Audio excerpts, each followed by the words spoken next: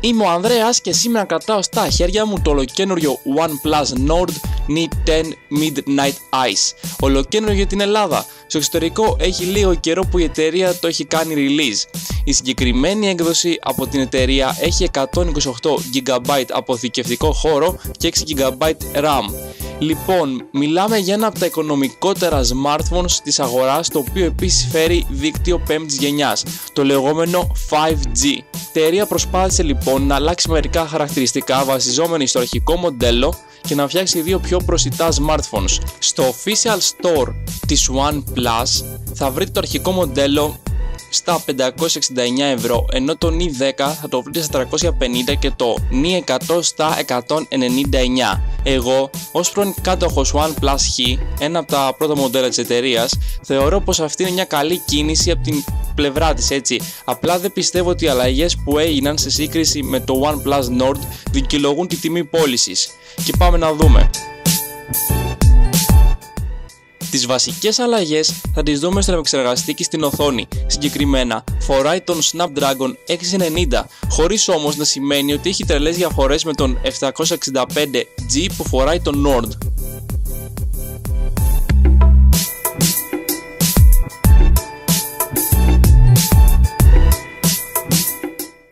Το περίεργο από την εταιρεία είναι το γεγονός ότι μέσα στο πακέτο δεν περιλαμβάνεται θήκη σιλικόνης. Μάλλον το κόψαν γι' αυτό. Τέλος πάντων. Και μάλλον αυτό που έπεσε είναι ένα pin ejector.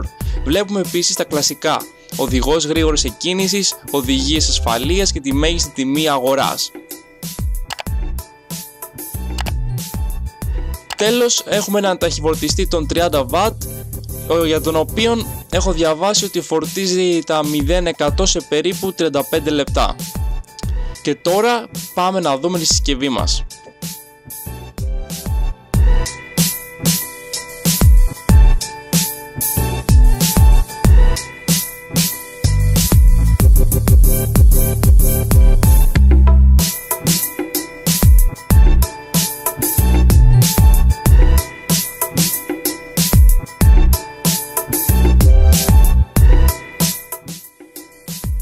Αυτή η τρύπα στη γωνία είναι η μπροστινή μας κάμερα, ενώ ο αισθητήρας αποτυπωμάτων βρίσκεται στο πίσω μέρος της συσκευής σε σύγκριση με το Nord. Τέλος, έχουμε τις 4 διαφορετικές κάμερες ή φακούς, έτσι, τις οποίες θα δούμε αναλυτικά αργότερα. Στο κάτω μέρος της συσκευής έχουμε ένα jack για ακουστικά, ένα μικρόφωνο για noise cancellation, θύρα Type-C και ένα ηχείο. Ενώ παράλληλα ένα δεύτερο ηχείο στην κορυφή της οθόνης δημιουργεί ένα φανταστικό surround ήχο.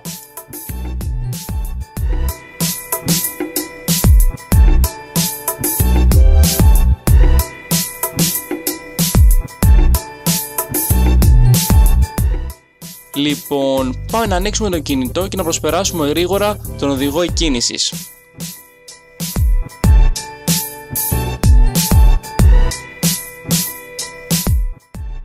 Μπορώ να πω, δοκιμάζοντας τον αισθητήρα, διακρίνω μια μικρή καθυστέρηση.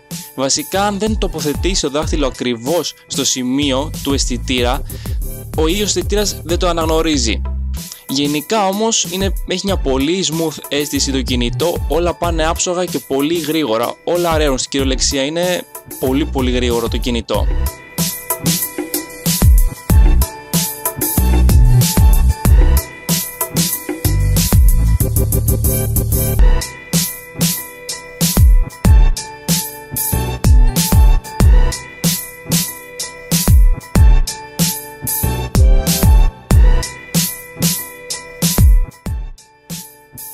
Η μεγαλύτερη αλλαγή στο κινητό εντοπίζεται στην οθόνη του. Είναι βασικά ένα από τα λίγα μοντέλα της εταιρείας η οποία φέρει πάνω LCD panel αντί AMOLED. Συγκεκριμένα είναι 6,5 ίντσες με ανάλυση Full HD στα 2400x1080. Παρ' όλα αυτά, η εταιρεία το αντισταθμίζει με τα 90 Hz ρυθμό ανανέωσης, τη στιγμή που τα περισσότερα smartphones έχουν 60.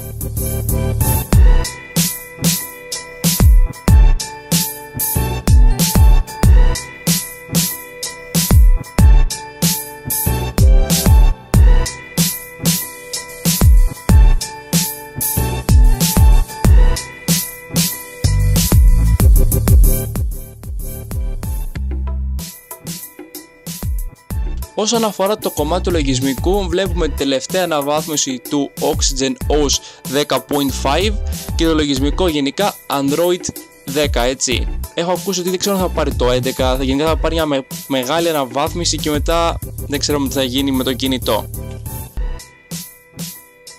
Η συσκευή μας έχει 4 φακούς με την κύρια κάμερα να είναι στα 64 MP, κάτι το οποίο δεν υπάρχει στα πιο ακριβά μοντέλα της εταιρείας, τα οποία τα περισσότερα είναι στα 48 MP.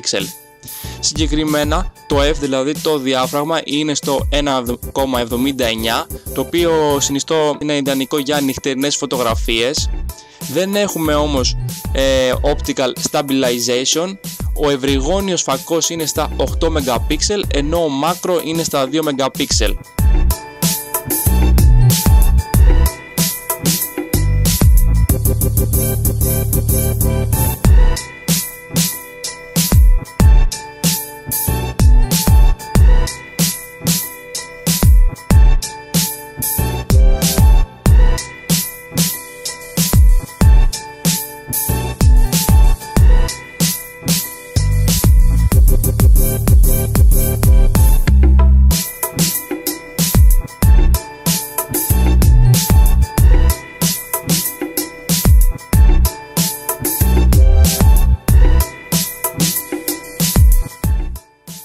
Παράλληλα γράφει βίντεο σε 1080p 120fps για slow motion και 240fps αντίστοιχα για slow motion. Επίσης έχουμε 1080p 30fps και 60fps και τέλος 4K στα 30fps. Γενικά έχει πολλές ρυθμίσεις τις οποίες μπορείς να πειράξεις, ενώ έχει και τα κλασικά mods όπως πορτρέτο, νυχτερινές λήψεις, πανόραμα κλπ. Τέλος έχουμε έναν αισθητήρα για ασπρόμαυρες φωτογραφίες.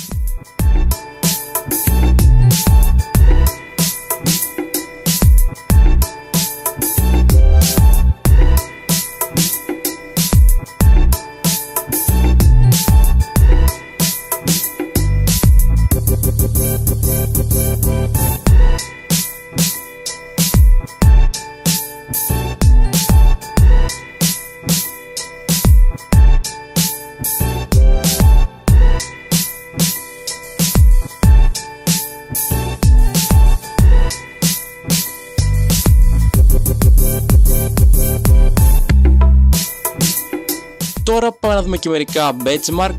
Συγκεκριμένα χρησιμοποιώ την εφαρμογή Geekbench και βλέπω πως πιάνει scores 605 για το single core και 1794 για το multi-core, τη στιγμή που το Nord πιάνει 580 και 1516 στα αντίστοιχα.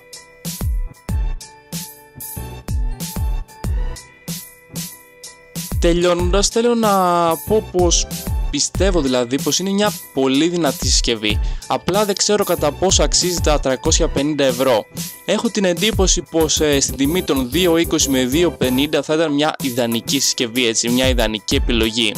Καθώς τα 350 αξίζει κανείς να δώσει λίγα παραπάνω λεφτά για το Nord, γιατί μπορεί να είδαμε πριν τα score στο Geekbench, αλλά υπάρχουν κάποια άλλα έξτρα πράγματα στα οποία το Nord είναι αρκετά καλύτερο και ανώτερο. Πάνω σε αυτό θέλω να πω πως στην τιμή των 2.50 με 2.70 μπορείτε να το βρείτε μέσω του AliExpress, το οποίο συνεργάζεται με το official store της OnePlus. Θα έχω ένα link στα σχόλια και στο description. Αν κάνατε την αγορά μέσω του συγκεκριμένου link που σας έχω δώσει, θα με βοηθούσατε μελλοντικά πάρα πολύ.